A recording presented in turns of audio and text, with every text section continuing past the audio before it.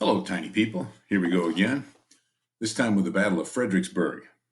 Unless you're a Southerner, in which case it'd be Battle of Fredericksburg.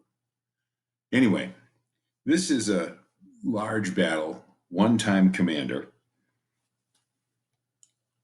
Oh, sorry. Somehow the picture of Kevin as a baby slipped in here. He was already taking his best notes while sitting on the floor. So, floor boy, there you go, buddy.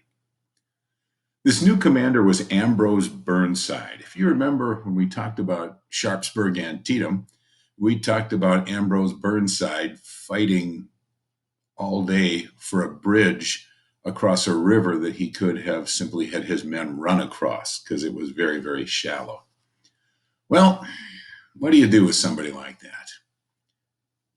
They got rid of McClellan. Lincoln said, I'm done. I'm done with McClellan now. He got rid of McClellan the first time when he left him on the peninsula where he'd failed and said, I'm going to put Henry Halleck in charge now, new commander. Then, when he got rid of Halleck, the men of the Army of the Potomac so loved McClellan that they had demanded that he be reinstated. They loved the guy that had turned them into an army.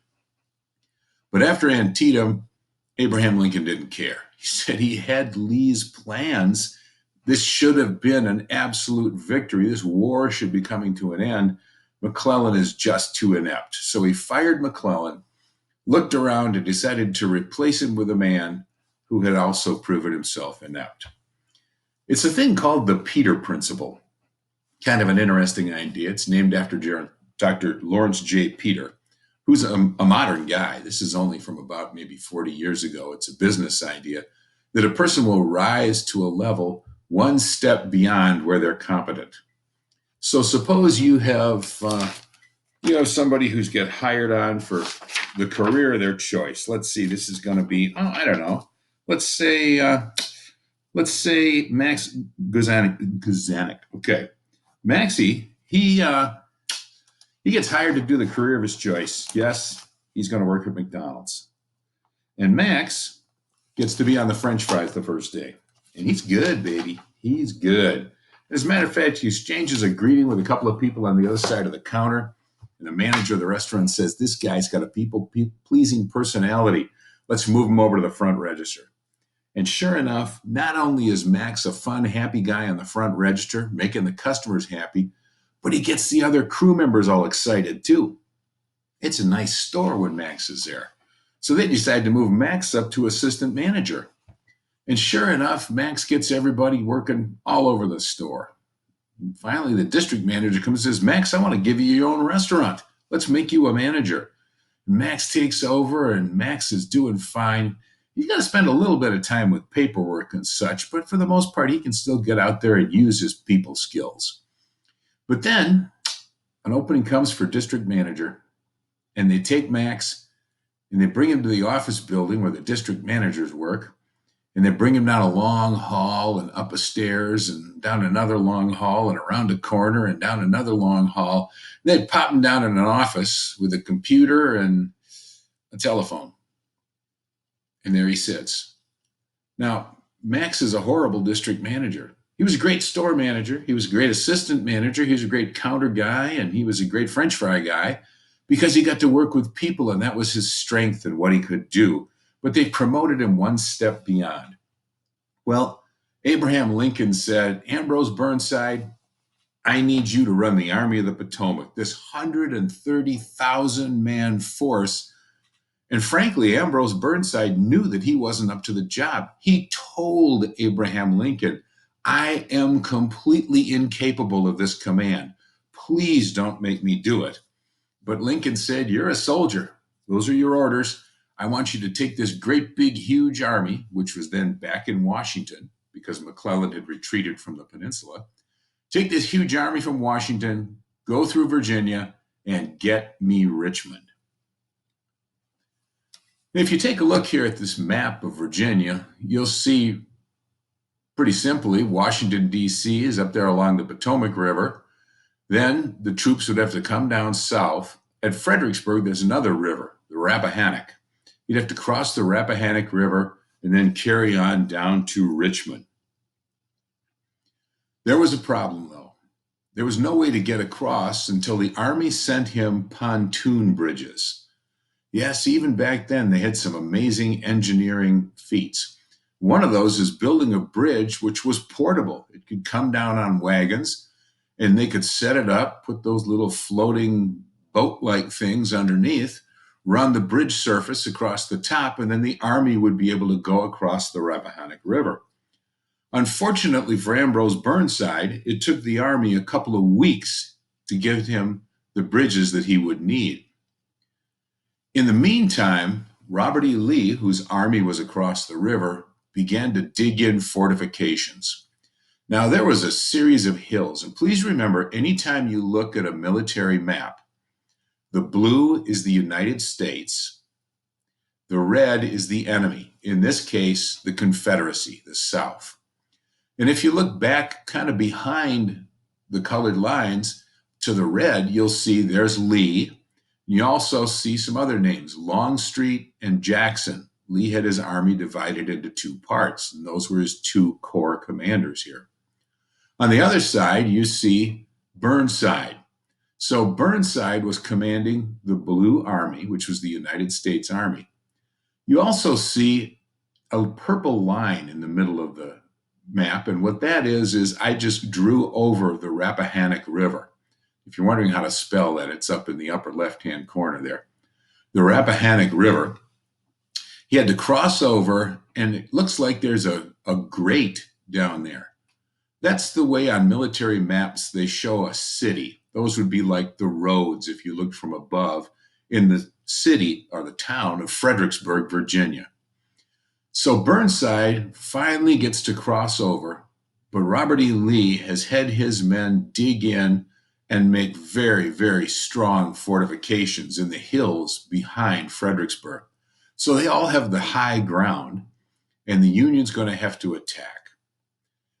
If you look to the left below where it says Rappahannock River, you'll see Marye's Heights, M-A-R-Y-E', Marye's Heights.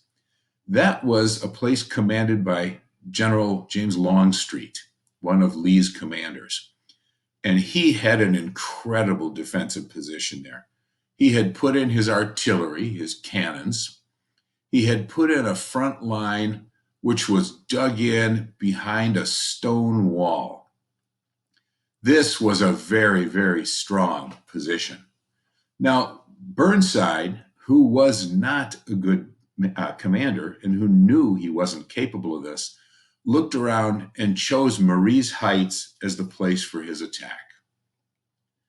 He sent his army against Marye's Heights 14 times. Now understand that.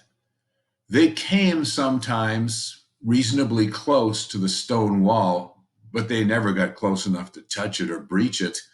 The Confederates were standing behind there where the bullets really didn't hurt many of them, and they were just shooting at the Union Army in the open field. It was a slaughter. And Burnside, because of his ineptitude, simply ordered another charge against the same position again and again and again and again. He wanted to lead the last charge. He was actually openly crying after the 13th charge, but his men convinced him, you can't do that. Some heroic sergeant or corporal or maybe a lieutenant might sacrifice their life.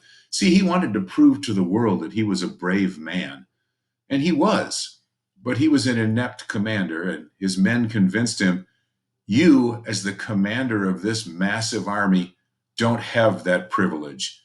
You need to go back and face the president and explain to Mr. Lincoln that you had lost this battle. There was one beautiful part of the Battle of Fredericksburg, which was another big victory for Robert E. Lee and the Confederacy. And that was the story of Sergeant Richard Rowland Kirkland, who's known as the Angel of Marye's Heights. He was one of those Confederates behind the stone wall. And this is December of 1862. After a number of charges, there were all kinds of soldiers, mostly Union, but some Confederates, out in the field before the wall. And Sergeant Kirkland asked his lieutenant, asked his commander if he could please take some water out to those boys who were hurt. And the officer said, no, absolutely not. We're winning this battle, and you don't stop a battle that you're winning. So they refused to give him permission. What he did was, after one of the attacks, he simply asked his friends and comrades around him if he could have their canteens to go out and give some water to the wounded. And he strapped himself full of canteens, and he went over the wall, and many of the Union soldiers aimed their guns at him. They were ready to kill him until he knelt down by the first Union soldier, raised him up in his lap, and fed him a sip of water. He went from soldier to soldier, both Union and Confederate, for the better part of an hour, giving sips of water to these poor men wounded and bleeding out in the field, and nobody fired a shot. He crawled back over, and the battle resumed. Thank you, ladies and gentlemen. Tomorrow, it's going to be so much fun. It's going to be a quiz. It's going to be fantastic. It's going to be 6 different kinds of wonderful. Don't forget, it is Adams on the essays. I will give you a choice of 3 different subjects. Choose one and only one. Make sure you submit it to me. The other people, you will have the online quiz. Both will come online at 9 o'clock in the morning. Both need to be returned to me by 4 o'clock in the afternoon. Adams section, you may use your notes. The other 3, you need only use your beautiful minds and brains. Thank you so much, friends. We'll see you later. Hasta la vista, babies.